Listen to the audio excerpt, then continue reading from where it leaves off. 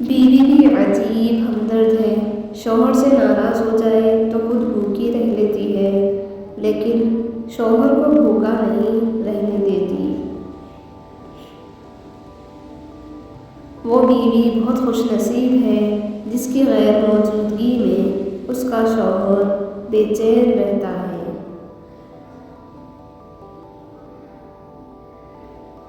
مرد کی ذمہ داری ہے کہ وہ عورت کی عزت کرے، اور عورت کی ذمہ داری ہے کہ وہ عزت کروانے والی بنے۔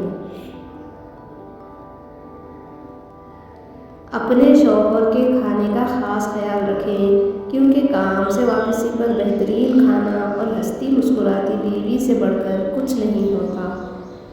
طلاق مرد دیتا ہے اور داغ عورت کے ماتھے پر لگتا ہے، چاہے اس میں عورت کا قصور ہو یا نہ ہو۔ مرد سے کوئی نہیں پوچھتا کہ بیٹا تم نے اپنی بیوی کو طلاق کیوں دی ہے، لیکن عورت کو قدم قدم پر احساس دلایا جاتا ہے کہ تم ہی بیوی بننے کے قابل نہیں تھی۔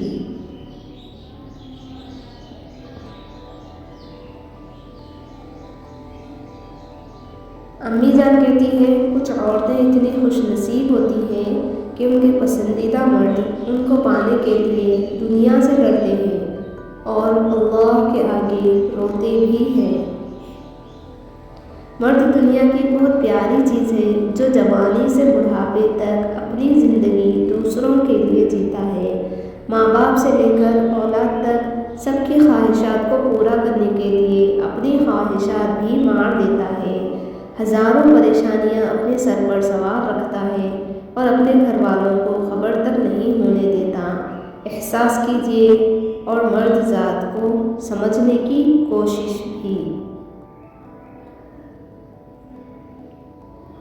عورت کے بارے میں مشہور ہے کہ تم اسے خوبصورت کہو وہ خوبصورت ہوتی چلی جائے گی، اچھی کہو اچھی ہوتی چلی جائے گی، مگر جب تم اس میں عیب نکالتے ہو، چھوٹی غلطی کو بڑا بناتے ہو، اس کے لباس، کھانے اور روزمرہ کے کاموں میں عیب نکالتے ہو، تو تم اسے دن بدن عیب دار کرتے جاؤ گے۔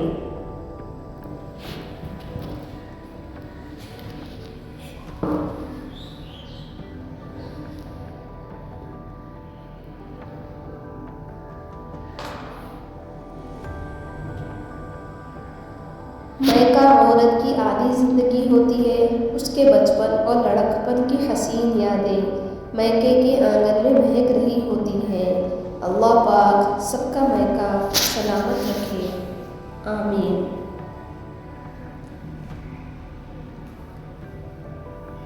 کم بولنے والا لڑکا اور زیادہ بولنے والی لڑکی ایک مکمل جوڑی ہوتے ہیں۔